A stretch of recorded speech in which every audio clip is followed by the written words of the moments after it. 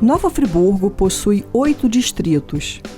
Entre esses, quase todos são distritos agrícolas, com exceção do primeiro distrito, no centro da cidade, e o distrito de Conselheiro Paulino. No entanto, os considerados distritos agrícolas como Muri, Amparo, Rio Grandina e até mesmo Lumiar e São Pedro apresentam um quadro decadente da lavoura.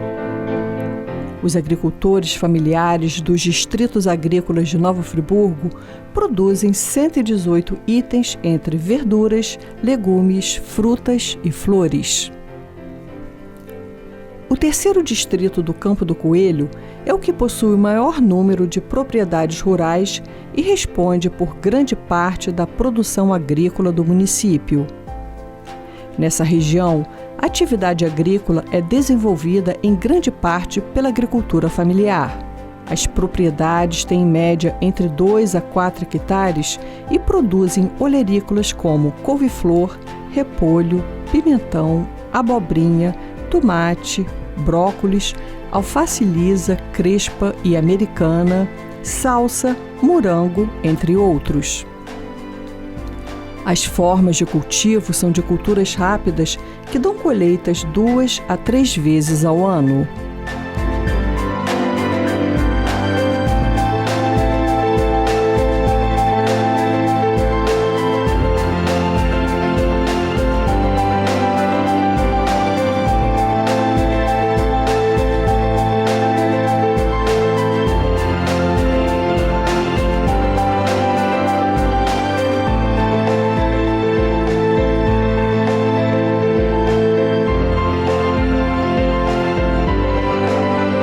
No passado, o terceiro distrito era denominado de Terras Frias e suas terras eram pouco valorizadas por não poderem produzir café, devido à sua altitude de 910 metros, imprópria para esse tipo de cultura.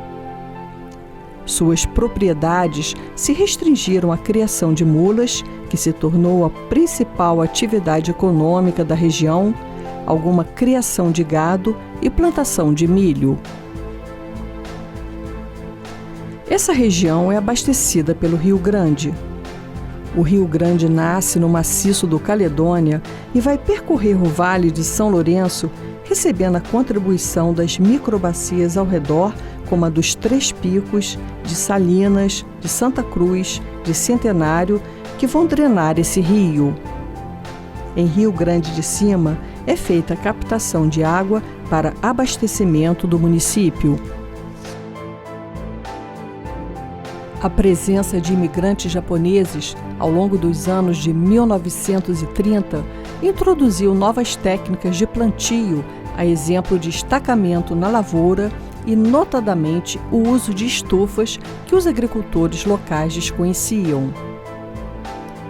Entrevistei Nilton Pereira, que nos concedeu uma entrevista sobre a administração do SEASA.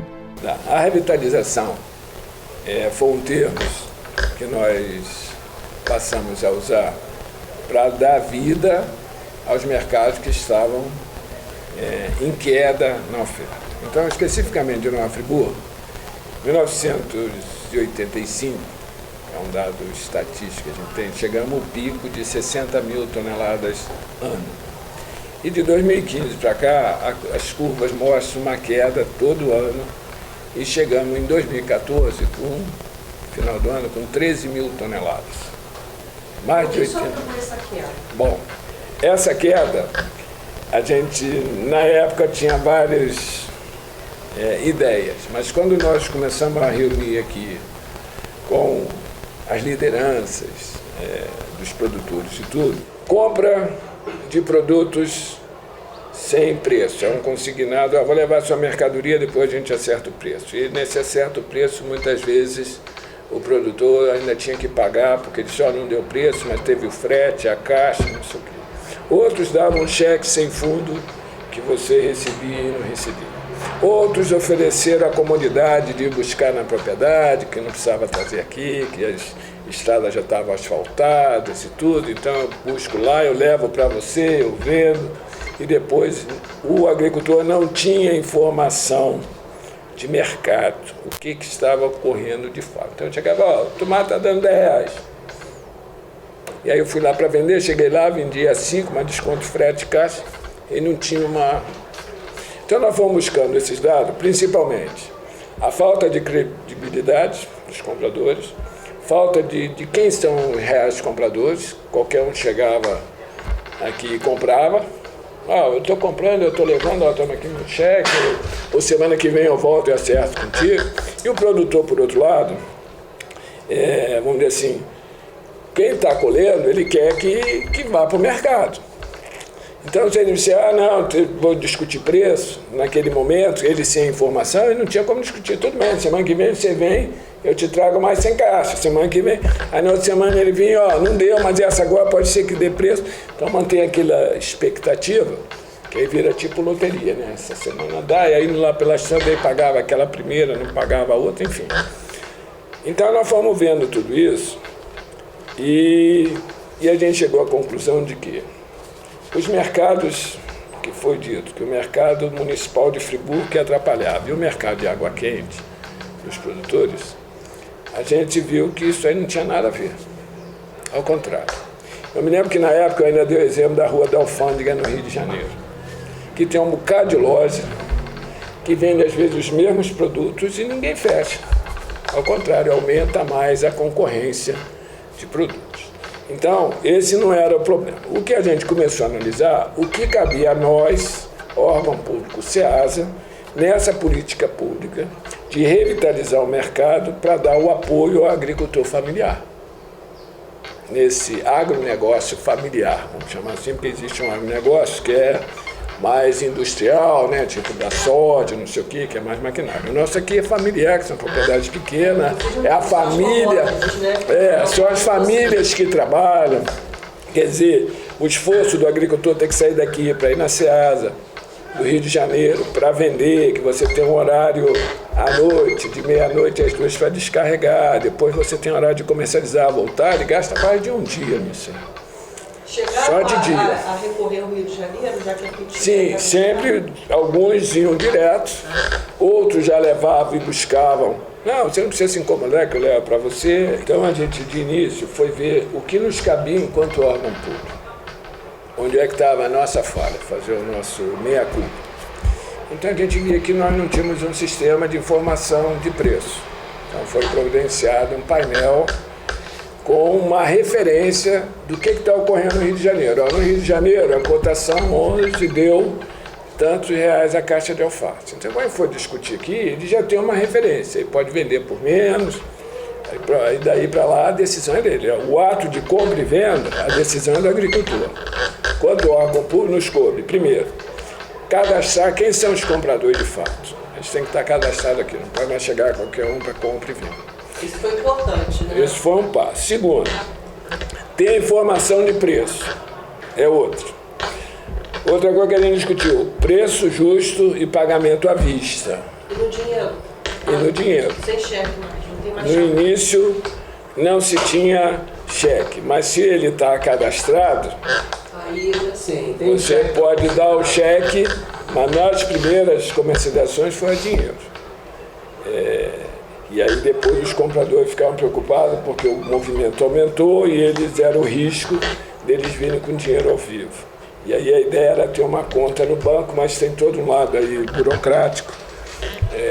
Mas ainda vamos... Como é que entrou o Banerj aqui também, numa agência do Banerj também? Aqui é do Itaú que tem. Mas antigamente era Banerj.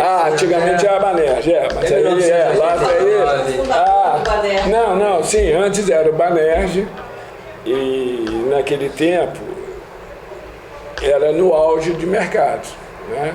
Banerj vai até 80 e pouco, 90 e pouco, você está no auge. Aí depois é que as coisas começam a ficar mais difíceis. Então nós vamos ver o nosso lado aqui. O que você vai precisar fazer? Cadastrar o comprador, identificar o comprador, ele tem um crachá, depois vocês vão ver aí. Precisava cadastrar os produtores, para também não vir um piloto que pegou num outro lugar e entrar aqui para vender e revender, compra no mercado, revende aqui para ganhar para lá. Então, e precisamos estruturar a nossa equipe.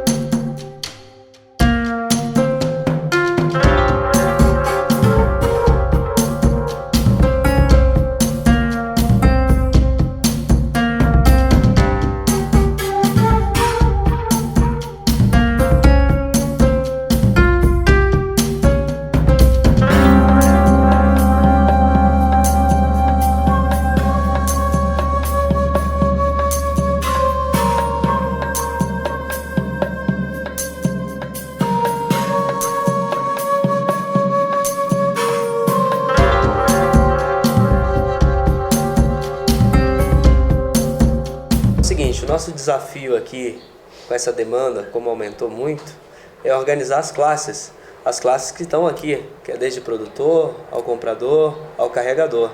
A gente começou com o jaleco do produtor, com a identificação do produtor, o jaleco é na cor verde, já é um padrão já da Ceasa, os compradores de crachá e cadastrados.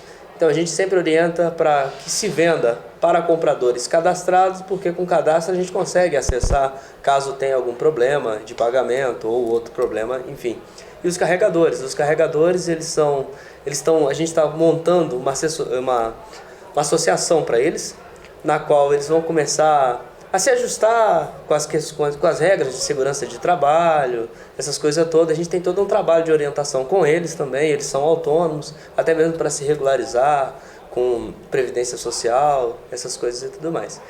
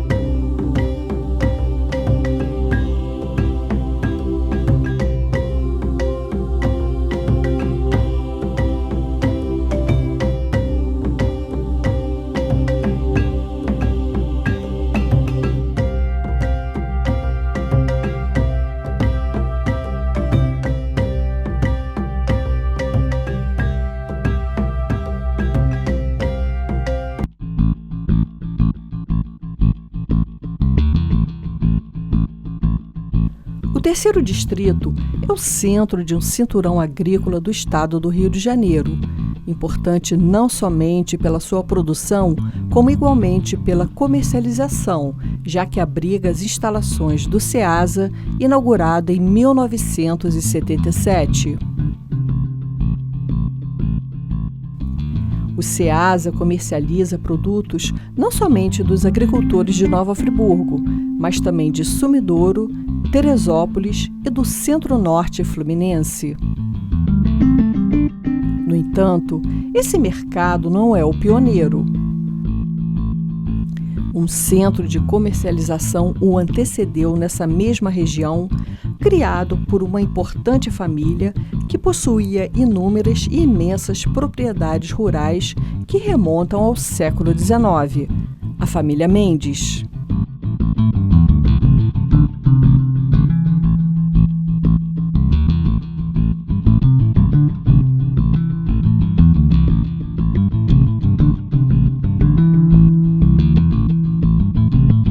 A família Mendes, por ser proprietária de terras nesse distrito e possuir muitos colonos em suas fazendas, edificam barracões, iniciando um mercado na década de 40 do século XX. O mercado passou a ser conhecido como Barracão dos Mendes. Os colonos plantavam nessa região tubérculos como batata inglesa e mandioca, milho, feijão, abóbora e uma variedade de frutas. Alguns poucos plantavam flores de corte. Ainda não se pode falar no plantio de hortaliças que viria a mudar a paisagem dessa região nas últimas décadas do século XX.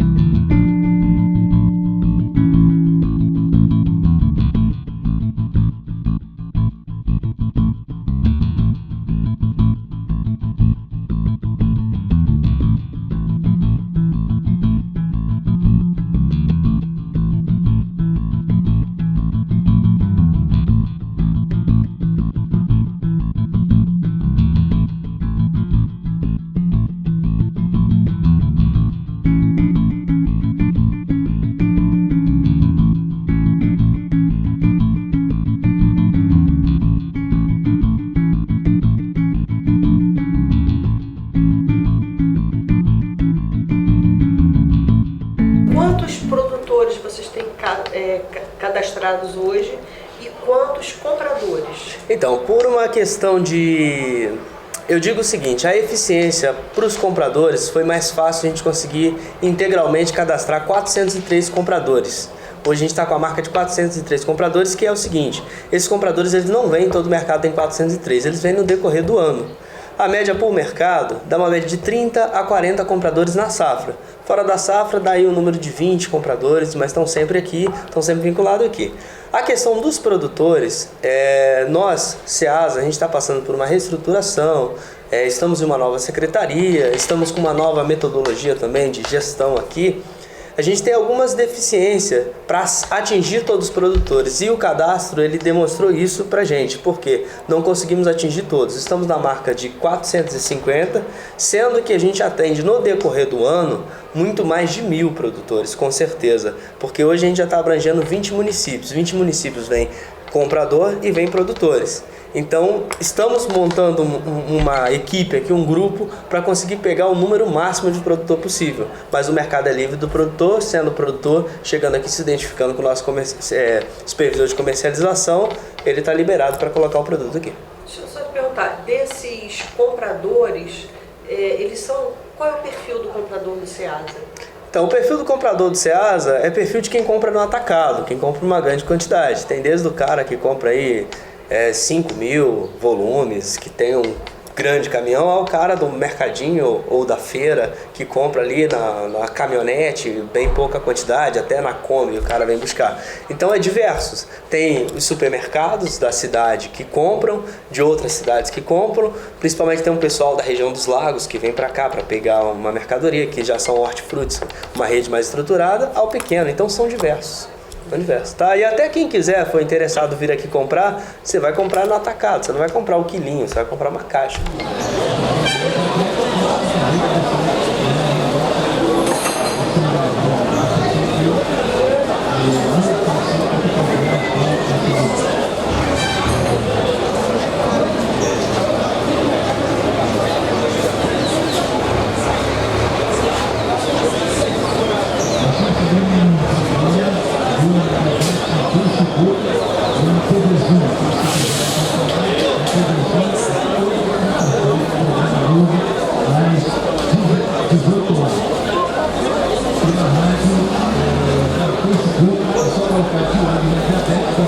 Que a Ceasa tinha um modelo de cadastro para produtor, com vários detalhes, tinha que ter ITR, não sei o quê. Então, devido à dificuldade que nem sempre o agricultor tem todos esses documentos, nós estamos passando para um modelo mais simples, onde ele se identifica qual é a comunidade dele, nome, CPF, identidade que o senhor sempre tem, e onde é que é a propriedade dele.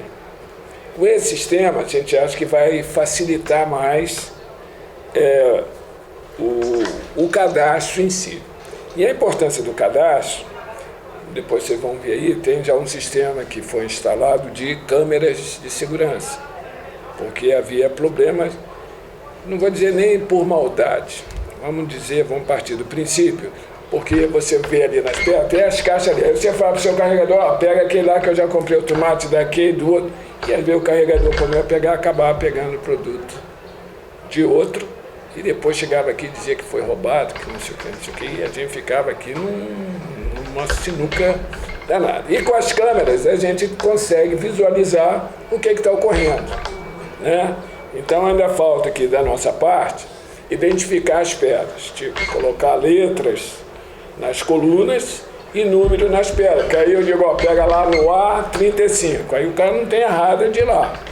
Como você também não tem identificação, isso pode ocorrer. E aí o produtor ou o comprador, não, mas eu comprei do fulano tanto e agora eu fui lá para pegar com o meu carregador no estado. E aí trazia um problema para a gerência aqui. Então, com as câmeras, né, de segurança, facilita isso e evita esse problema. E com os compradores também cadastrados, identificados, é fácil, foi o seu José, você pegou na pilha errada, o seu Pedro fez isso aqui. Antes não, e esse aí é um dado interessante. Então, vieram novas necessidades para o mercado, então com esse trabalho de empoderamento das classes, que a gente começou organizando eles como associações pequenas, tipo entre os compradores, entre os carregadores e entre os produtores. Os produtores já é bem definida essa situação. Mas quanto ao mercado, quem desfruta? Então a gente trouxe bastante melhoria. O monitoramento foi da parceria deles. Então foram eles mesmos que contribuíram, que doaram para a SEASA o monitoramento. Então eles ajudam na manutenção desse monitoramento e diversas coisas. Então a gente conseguiu, tá, com essa organização das classes, ter também esses benefícios para o mercado. Agora, quando a gente fala aqui, por exemplo, de negócios, quando um produtor faz uma comercialização, que tipo de imposto ele paga? Ele paga no imposto, não paga no imposto? O que o município ganhou com essa negociação entre esse produtor e esse comprador? Então, vamos lá, essa eu vou passar para o Newton Novo. O seguinte, você tocou no ponto chave. Primeiro, o agricultor não paga nada de imposto porque ele é o produtor de hortifruti granjeiro. Ele não paga imposto, ao contrário, né? Ele não tem que pagar. Não é feita uma nota, nada? Não, ele não paga imposto. O que a prefeitura ganha, aí é o outro lado. Ele não paga imposto, que é isento, está na lei. E se for agricultor familiar, ele nem tem a exigência de nota eletrônica, né? Porque o agricultor familiar, na lei, não tem exigência de nota eletrônica, é um outro sistema.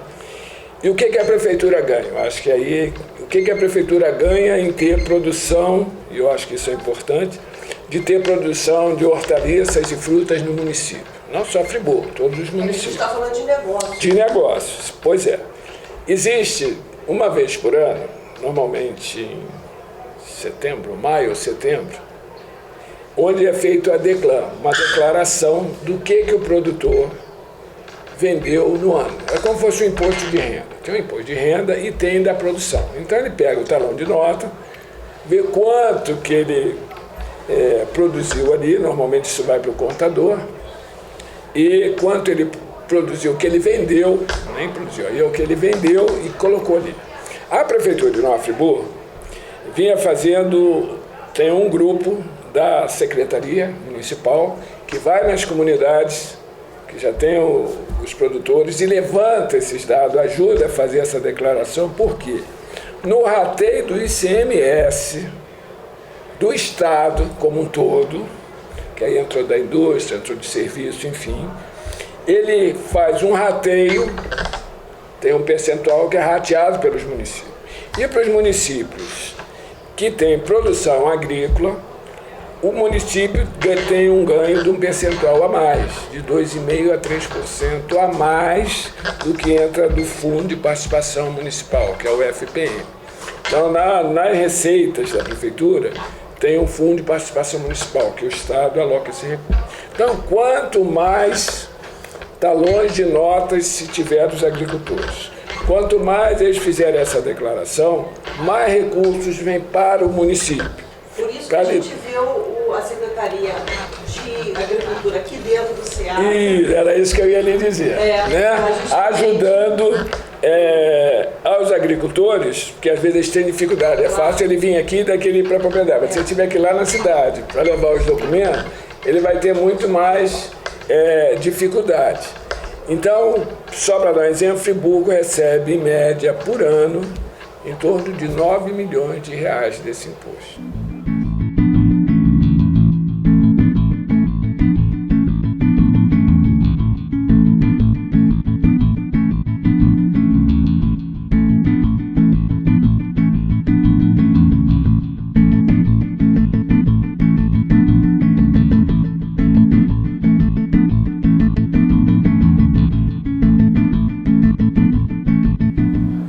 Ontem até a gente estava sugerindo, para que haja uma articulação, aí é política, porque é de decisão, que se crie em Friburgo o Cinturão Verde, região, que essa região não se transforme em loteamento, ela seja sempre zona de produção agrícola.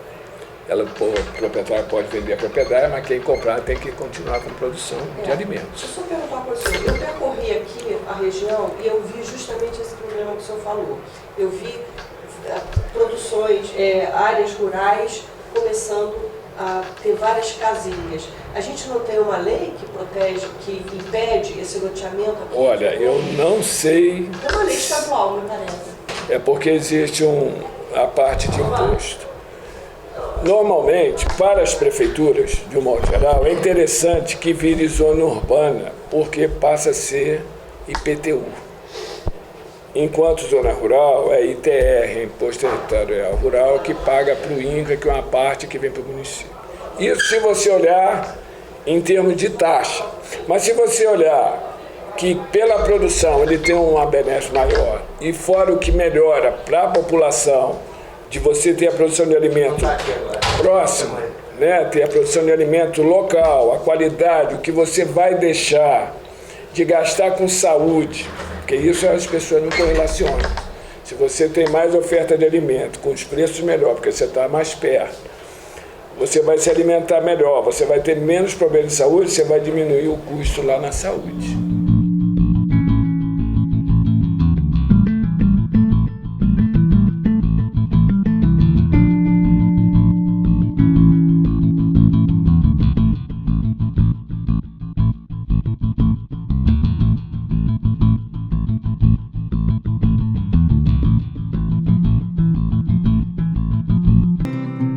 A construção da estrada Friburgo-Teresópolis no fim da década de 70 valorizou as propriedades agrícolas da região, consolidando essa via como rota comercial.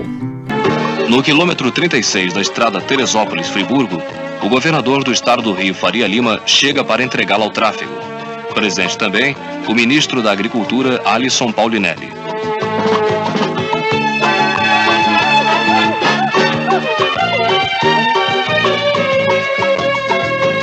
O governador diz que a construção da estrada, num total de 70 quilômetros, custou mais de 125 milhões de cruzeiros. Como alternativa de tráfego do centro-norte do estado, a RJ 130 facilita o escoamento da produção hortigranjeira para a região metropolitana do Rio de Janeiro.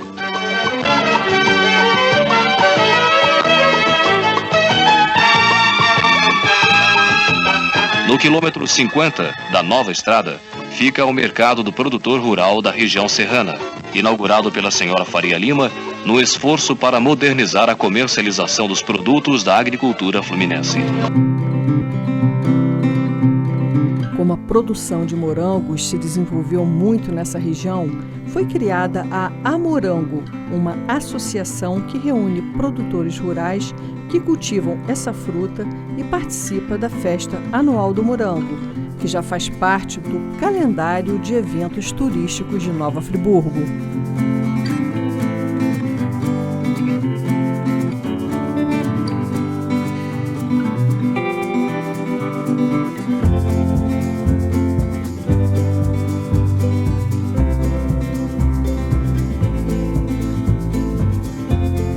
Frutas como a manga vêm de agricultores do centro-norte fluminense.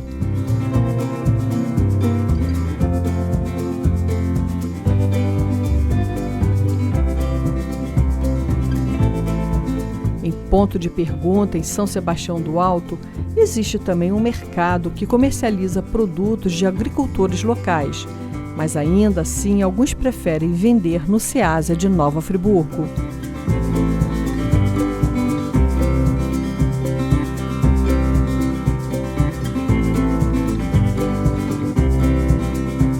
O terceiro distrito corre o risco de perder sua belíssima paisagem de lavouras. Há uma tendência de implantação de indústrias nessa localidade e já vem se verificando propriedades agrícolas sendo desmembradas para dar lugar a loteamentos residenciais. Lembrando que, para o município, a arrecadação com o setor industrial e com o IPTU é muito mais vantajosa do que a movimentação comercial dos produtores rurais.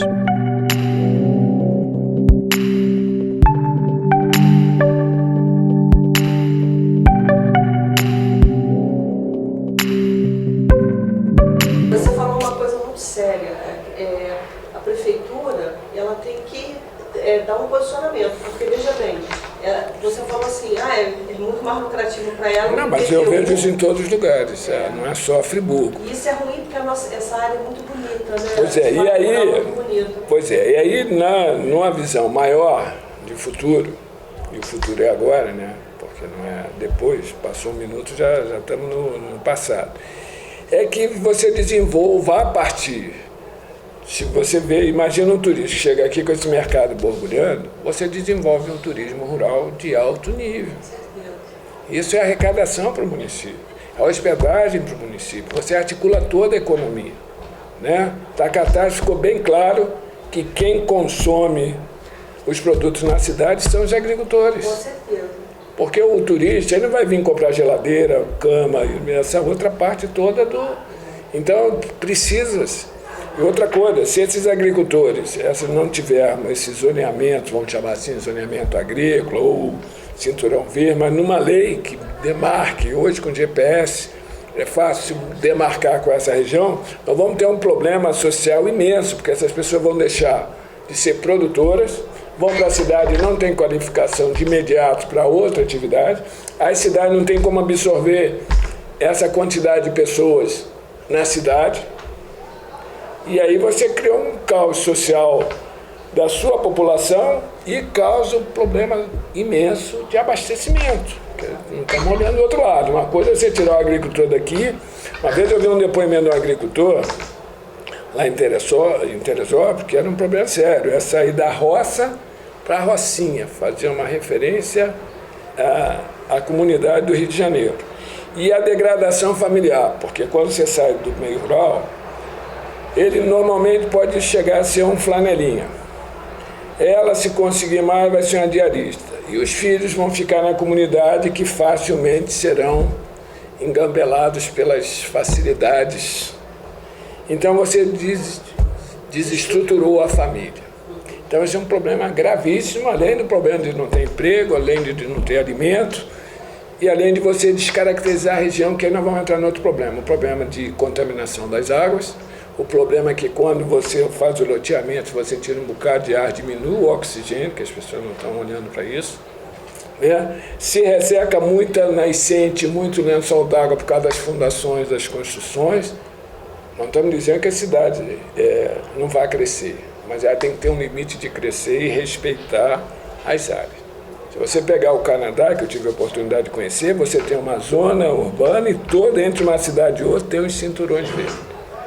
Você entra para uma cidade e outra, as duas cidades elas se interligam via cinturão verde.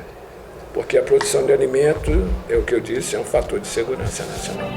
No passado, tanto o conselheiro Paulino como Amparo foram os celeiros agrícolas de Nova Friburgo.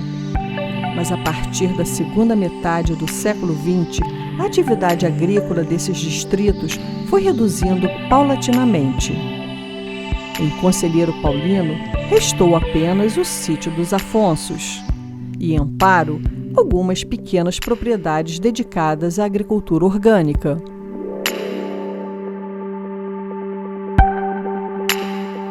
Que é quando você comentou do agronegócio, e que eu falei de agronegócio familiar, ontem mesmo a gente comentava isso numa palestra aqui no colégio, aqui hoje, ano 2016, foram 27 mil toneladas de alimentos, 37 milhões de reais, com 400 e poucos produtores. Isso é mais do que uma indústria, é mais que uma grande empresa.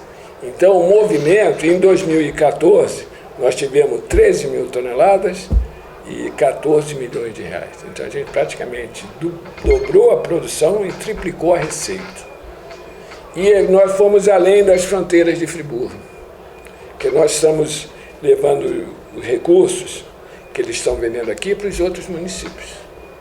E a gente tem nos dados estatísticos municípios que não vinham aqui, da região aqui, que estão vindo vender aqui. E esse dinheiro, ele vai diretamente para o agricultor, não é receita da SEASA. Esses 37 milhões é o dinheiro que foi para os agricultores. Não é receita de SEASA, não é imposto, não é nada disso. E a vantagem é que o agricultor, ele gasta o dinheiro em Friburgo, né? Ele vai gastar no seu município porque ele desenvolve. Se você observar depois, quando vocês vão fazer várias reportagens, o comércio local, o que ele está crescendo, entrevistar o pessoal dos vários comércios, com a volta, a partir das próprias lojas aqui de insumos, né? Que vendiam o como que elas aumentaram, porque quando o produtor vem aqui, vende e tem um preço justo, ele continua produzindo.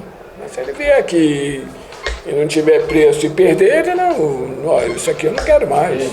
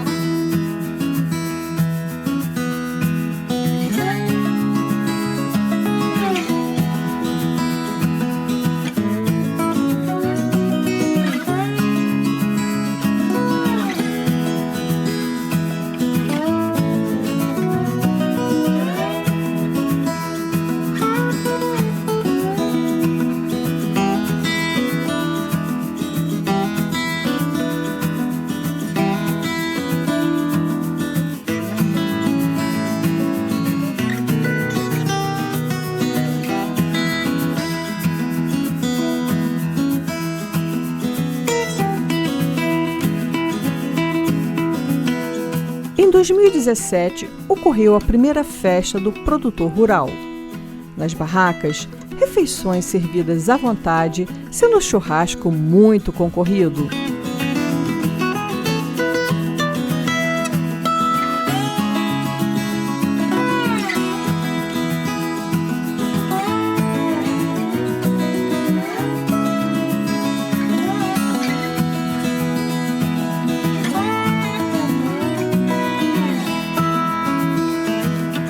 Expositores mostraram as últimas novidades em maquinário para o campo.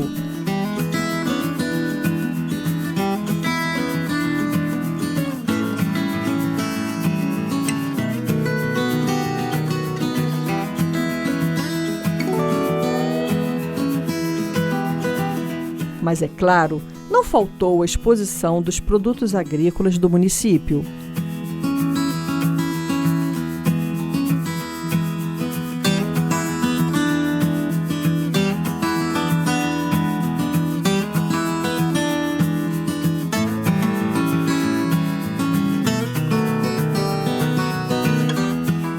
O CEASA é da maior importância para a nossa região, né?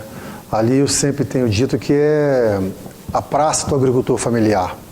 Ali as pessoas compram, eles vendem, fazem seus negócios, fazem suas amizades, né?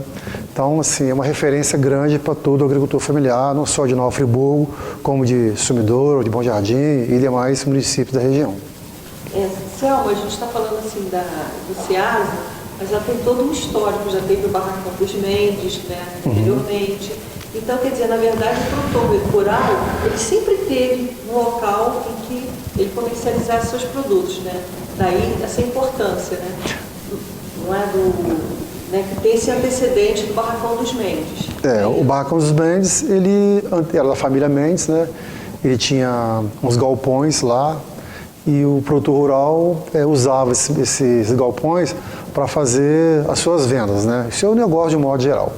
Então, o percursor do Ceasa foi o Barracão dos Mendes, da família Mendes, que os agricultores levavam todas as suas mercadorias para serem comercializadas nesse local.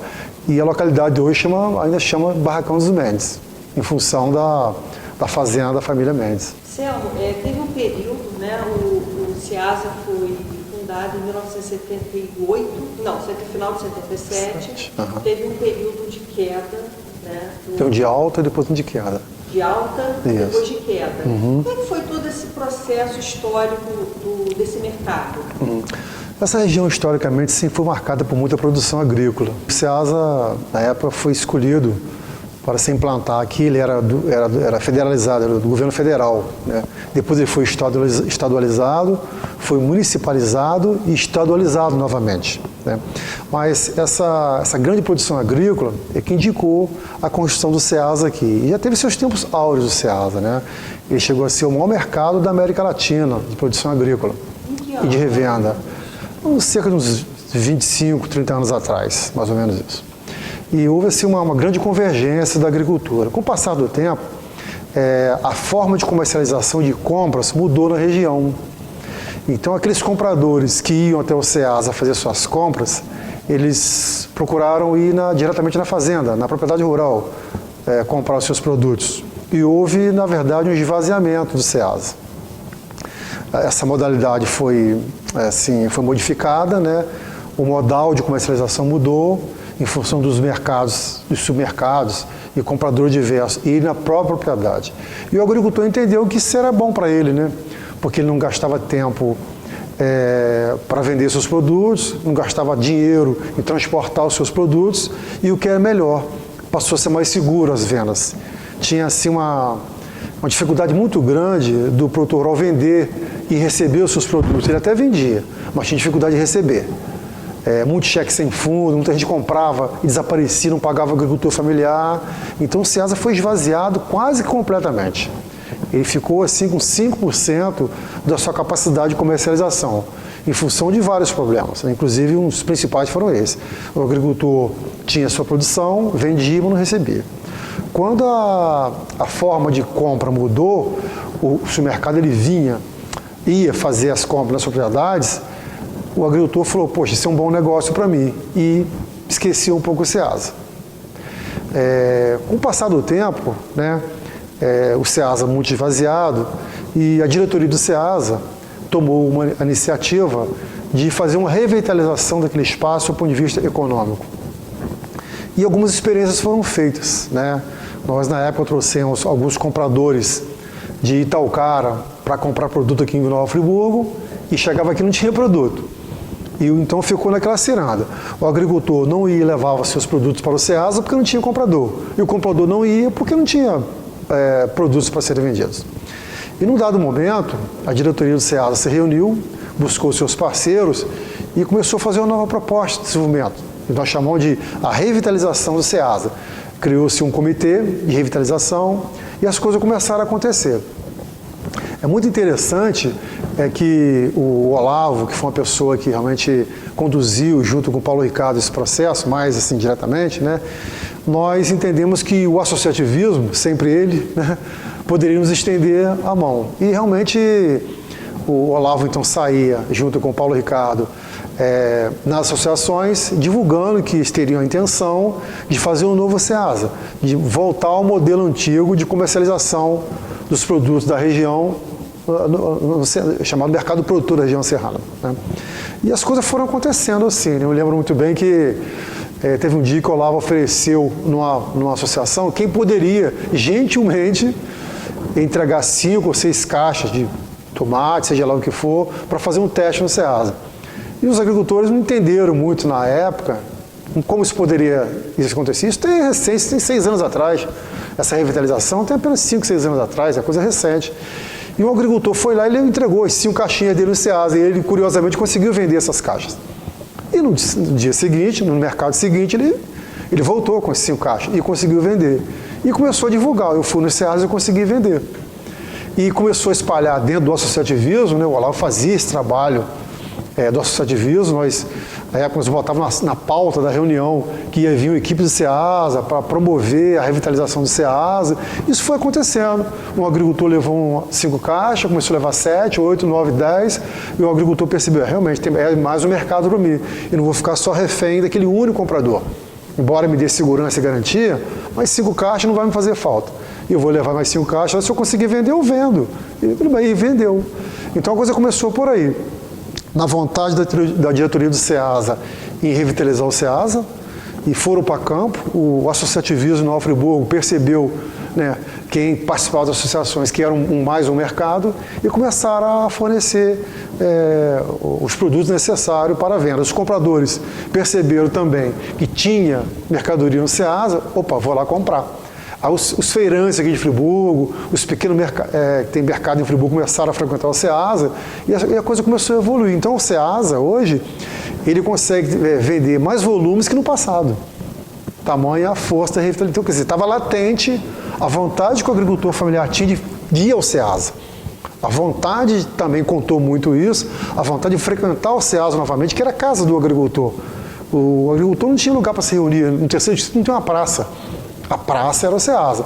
Lá você encontra vendedor disso, daquilo, você pode se imaginar, tinha no Ceasa na época. Os vendedores estão voltando de forma agora muito mais organizada, o Ceasa melhorou muito, né?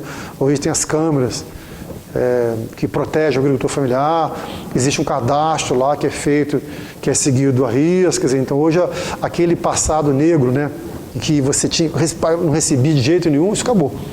Hoje as coisas melhoraram um pouco, se acalmaram um pouco, quem está comprando está vendendo, quem está comprando está pagando, o que não acontecia antes.